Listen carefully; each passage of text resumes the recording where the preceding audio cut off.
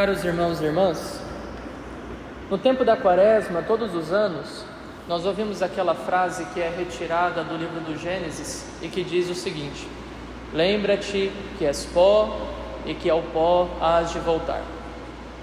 Uma verdade que é reconhecida por todos, não é preciso ter fé para a gente saber que a gente vai se decompor, que o nosso corpo vai ser corrompido e que não tem jeito de se manter para sempre nesta vida, e que depois da morte, com muita facilidade, muita rapidez, o nosso corpo se corrompe. Mas no tempo em que nós estamos vivendo, isso é uma coisa muito curiosa. Quem é que já experimentou de fato, depois da morte, um corpo em corrupção?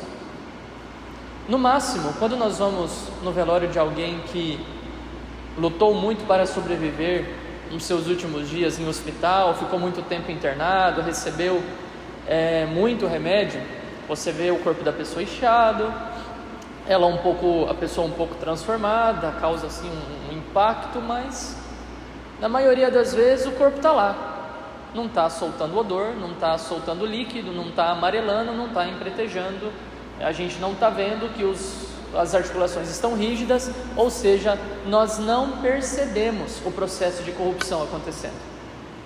Isso é uma coisa muito recente.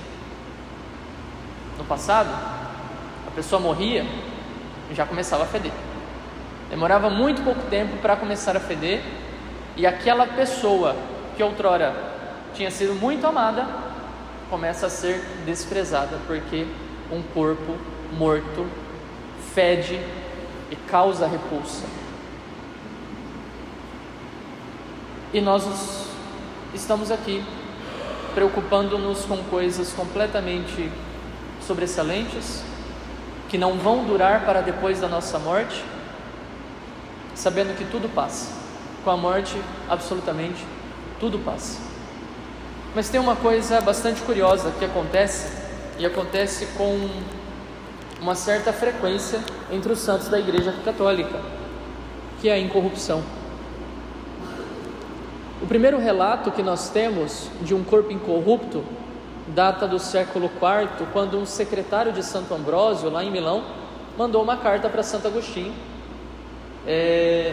dizendo que havia sido encontrado o corpo de um Marte morrido há 200 anos, do jeito que havia estado durante a sua morte. Ele tinha sido decapitado, a sua cabeça foi colocada bem do lado do seu corpo, e quando abriram o túmulo para retirar aquele corpo dali e trasladaram para a igreja, qual não foi a surpresa daquelas pessoas ao perceberem que a cabeça dele quase que tinha sido depositado, parecia que tinha sido depositada ali naquele exato momento, do lado do corpo daquele homem. Esse foi o primeiro registro que nós temos de corpos incorruptos, que vão se sucedendo ao longo da história em uma multiplicidade muito grande de casos. O que é que explica isso? Nós morremos, o nosso corpo se corrompe com muita facilidade, aquilo que nós fomos depois da nossa morte, com muita facilidade deixa de existir, mas de repente nós temos esses casos impressionantes de pessoas que mantêm o seu corpo ainda flexível, úmido, belo, como se nada tivesse acontecido. Isso indica para nós, meus irmãos, algo muito grande a respeito do qual nós não meditamos o suficiente, nós não rezamos o suficiente, que é a vida eterna. Tanto o corpo corrompido quanto o corpo incorrupto está revelando para nós algo da vida eterna, está sendo sinal para nós de algo da vida eterna. Nós iremos passar com toda certeza, tudo vai acabar com toda certeza, e a nossa morte é o ponto final desta vida. Mas aí vem um corpo incorrupto que diz: existe algo a mais. Existe algo a mais pelo qual vale a pena lutar. E esse algo a mais está para muito além do nosso conforto material, do nosso sossego, da nossa tranquilidade, da nossa paz, tantas vezes desejada como se fosse a vontade de Deus. E não. Às vezes Deus causa confusão. Às vezes Deus causa tribulação. Às vezes Deus permite as nossas quedas. para que a gente, no meio do sofrimento, perceba a nossa miséria e se volte para Ele. Santa Teresa é bastante clara a respeito disso, quando diz no seu livro Castelo Interior, que Deus, muitas vezes, permite as quedas e causa em nós algum tipo de sofrimento, nos dá algum tipo de castigo, para nos chacoalhar e nos lembrar: nós somos pó e ao pó vamos voltar. Então está na hora de se voltar para Deus logo. Parar de tentar dar conta da própria vida por si só e se voltar para Deus. Isso é muito sério. As nossas devoções, como a devoção de hoje ao Sagrado Coração de Jesus, a devoção à missa diária, a devoção ao Santo Terço, o nosso esforço para sermos pessoas melhores, não é simplesmente para que sejamos pessoas evoluídas, mais equilibradas, mais estáveis emocionalmente. É muito mais do que isso, gente. É muito mais do que isso. Quando a gente vê a vida dos santos que manifestam a sua grandeza justamente através da incorrupção de seus corpos, nem todos são incorruptos, né? Mas um santo de corpo incorrupto está de fato querendo revelar para nós alguma coisa. E o que é que eles estão revelando para nós? Como dito, que há eternidade. E o que é que eles fizeram ao longo de sua vida para alcançar essa eternidade? Eles aprenderam a viver a caridade.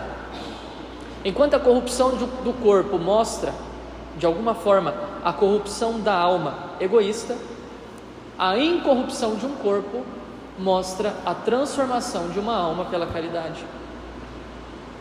E coisas como aquilo que aconteceu com Santa Teresinha ou com Santa Teresa d'Ávila e que as motivaram a lutar pela salvação de outras almas, são para nós hoje quase que incompreensíveis.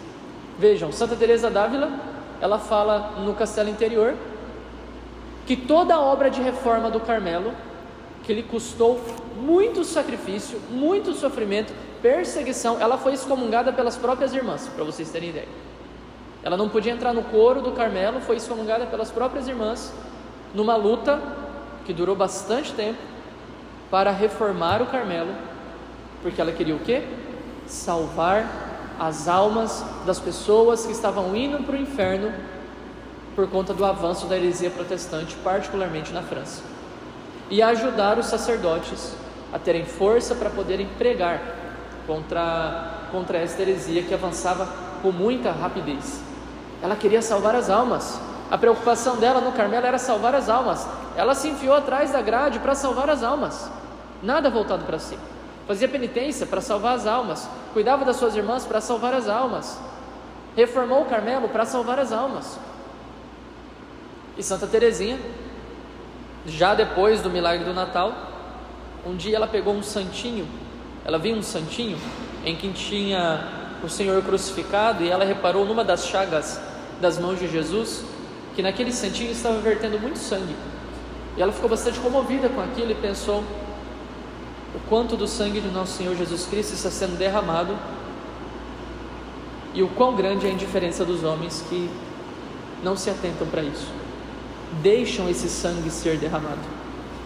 Eu quero estar espiritualmente aos pés da cruz de Cristo para colher esse sangue, sabendo que depois é meu dever espalhar esse sangue por todas as almas, sobre todas as almas, especialmente as almas dos pecadores mais empedernidos, mais endurecidos. E aí eu pergunto para você: você veio à missa hoje para quê? Para si ou para salvar as almas? O que é que você está procurando quando procura Deus? O que é que você está procurando quando recebe Jesus na Eucaristia? Quando no ofertório precisa ofertar o seu coração também para Deus? Muitas vezes nós nos voltamos demais para este mundo e exigimos de Deus demais coisas para este mundo, mas tudo isso aqui vai virar pó, gente. Tudo vai virar pó. E um corpo incorrupto aponta para nós a eternidade que merecerá aqueles que amarem. Portanto, vamos amar.